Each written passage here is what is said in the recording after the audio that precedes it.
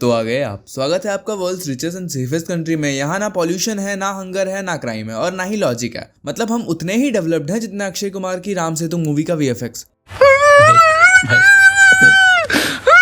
Rape cases तो वो तो सालों से नहीं हुए और जितने हुए थे उन सबके विक्टिम्स को न्याय मिल गया, सबके अपराधियों को फांसी दे दी गई। गांव-गांव में वर्ल्ड क्लास एजुकेशन और वर्ल्ड क्लास हॉस्पिटल सब मौजूद है। हमारा देश इतनी प्रोग्रेस कर चुका है कि अब देश में हमारी गवर्नमेंट और सिस्टम के करने के लिए कुछ बचा ही नहीं है। तो अब ये रिलेवेंट रहने के लिए इंटरनेट पे एक डार्क कॉमेडी करने वाले डार्क कॉमेडियन के डार्क कॉमेडी शो के मेंबर्स ओनली वीडियो के अंदर मारे गए एक डार्क जोक पे पार्लियामेंट सेशन करने जा रहे हैं।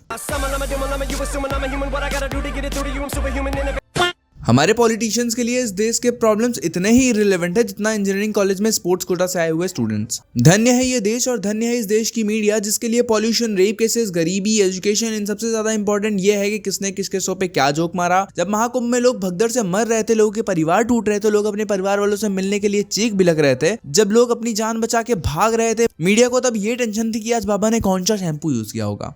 यही नहीं, अभी और सुनिए। सिर्फ न्यूज ही नहीं, हमारे देश के पॉलिटिशियंस भी कम नहीं है। जैसा कि हमारे गोरखपुर से elected member of parliament Ravi Kishan ji. इस तरह की भाषा का प्रयोग जहां हमारी पत्नी, हमारे बच्चे, हमारी बेटी, हर घर की बेटी, हर घर की माताएं, बहनें सब देख रही हैं, इस तरह की बातों का, शब्दों का प्रयोग बहुत ही अपमानजनक है। कितने नेक विचार है ना। अब ये देखो,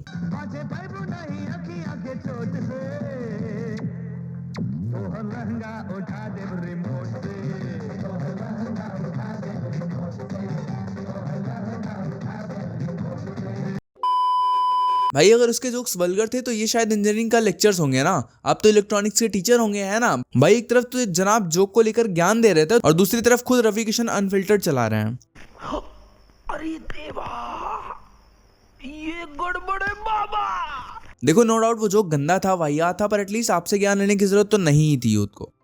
ये वही देश है जहां एक शो को बैन कराने के लिए देश की पूरी population, media, political leaders, actors सब एक साथ आ गए। वहीं गुटखा, टोबैको, सिगरेट पे कोई बोलता तक नहीं, बल्कि यहाँ तो गुटखा वाले अमिताभ बच्चन को देश का ब्रांड एम्बेसडर बना देते हैं। मतलब एक तरफ जोक से संस्कृति खतरे में आ जाती है, दूसरी तरफ कैंसर से मरना देश की परंपरा में शामिल हो चुका है। और आयरनी तो देखो, इस देश में अल्कोहल की बेटर सप्लाई के लिए प्रॉपर टेंडर्स निकाले जाते हैं। जलवा है हमारा।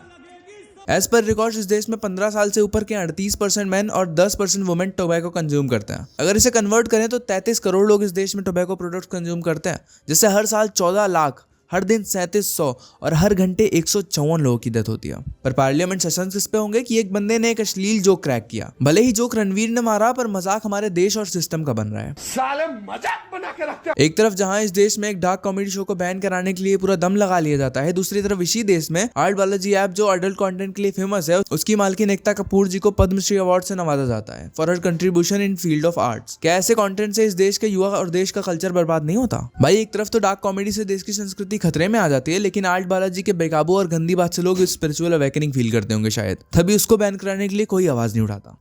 ओ भाई कॉमेडी हो गई थी, कॉमेडी, हैवी कॉमेडी हो क्या गया है इस देश को? कोई गरीबी, भुखमरी, रेप्स, क्राइम जैसे असल मुद्दों पे बात क्यों नहीं करता? करेंगे भी कैसे? इस देश के 30% पॉलिटिकल लीडर्स अंगूठा छाप है, बाकी बचे 70% एजुकेटेड तो हैं, लेकिन पढ़ाई व्हाट्सएप यूनिवर्सिटी से है या किसी एक्चुअल की यूनिवर्सिटी से, ये तो राम ही जाने। According to another report of national crime records bureau (NCRB), इस देश में केवल 2021 में 31,677 रेप केसेस हुए, मतलब 86 केसेस पर डे। और ये भी वो हैं जो सामने आए या फिर ऑफिशियली रिपोर्ट किए गए। क्या इस पे कभी किसी लीडर्स ने खुल के बात की? इंडिया में अगर कोई रेप केस होता है तो विक्टिम से पहले सिस्टम उसका कैरेक्टर सर्टिफिकेट चेक कर देता है। उस इंसान पे उस मोमेंट पे क्या बीत रही है ये पूछने की जगह लोग क्या पूछते हैं? उसके कपड़े कैसे थे, रात को बाहर क्यों थी, किसके साथ थी, क्या कर रही थी, ये सारे सवाल पहले आ जाते हैं दिमाग में। भाई काश इतनी इन्वेस्टिगेशन एमपीज और एमएलएस के इलेक्शन फॉर्म भरने से पहले होती ना, तो आज ये देश पता नहीं कहां से कहां पहुंच चुका होता। पर छोड़ो सिस्टम को, असल प्रॉब्लम्स क्राइम से नहीं, क्राइम्स एक्सपोज होने से होती है। इसलिए तो जो लोग देश के कानून बनाते हैं उन्हीं पे सबसे ज्यादा क्रिमिनल केसेस हैं। आयरनी हो रही है जी, बहुत भयंकर। करंटली सिटिंग 16 एमपीज और एमएलएस के ऊपर रेप केसेस चल रहे हैं और 151 सिटिंग एमपीज एंड एमएलएस के ऊपर विमेन रिलेटेड क्राइम्स के केसेस हैं। इतना ही नहीं, 46% of newly elected Lok Sabha MPs और 43% ऑफ सिटिंग एमएलएस के सीरियस क्रिमिनल रिकॉर्ड्स हैं। तो इनसे क्या ही उम्मीद करें कि ये क्राइम रेट्स लो करने की बात करेंगे। सोचने वाली बात यह है कि सरकार को अचानक से युवाओं की इतनी चिंता कब से हो गई, और ये कंसर्न तब क्यों नहीं दिखता जब देश के युवाओं को नौकरी देने की बात होती है। जब देश का युवा ट्रेन बसेस में धक्के खा के कॉम्पिटिटिव एग्जाम्स देने जाता है और फिर अगले दिन खबर आती है कि साला पेपर ही लीक हो गया है, उस टाइम क्यों नहीं याद आती सरकार को युवाओं की। According to another report of national crimes records bureau, अकेले 2022 में 13,044 स्टूडेंट्स ने सुसाइड किया था। और इस देश के नेताओं और मीडिया को इस बात की चिंता है कि एक जोक से देश के युवाओं पे क्या असर पड़ेगा। मतलब पेपर लीक से देश के युवाओं पे क्या असर पड़ता है उसकी बात नहीं होगी। हर साल पेपर लीक्स होते हैं, चीजें होती हैं, सुसाइड होते हैं, लोग मरते हैं, घंटा फर्क नहीं पड़ता किसी को। पर इस चीज में क्लाउड लेने सब आ जाएंगे। देश संकट में है। एट द एंड मैं इतना ही कहना चाहूंगा कि जब तक इस देश के पॉलिटिशियंस और मीडिया मदारी और बंदर का खेल बंद नहीं करेंगे ना, तब तक इस देश का कुछ नहीं हो सकता। खैर, वीडियो पसंद आई हो तो वीडियो को लाइक करो और शेयर करो अपने सारे दोस्तों को। Also don't forget to subscribe to the reckless अभी। मिलते हैं किसी अगली वीडियो में, तब तक के लिए गुड बाय।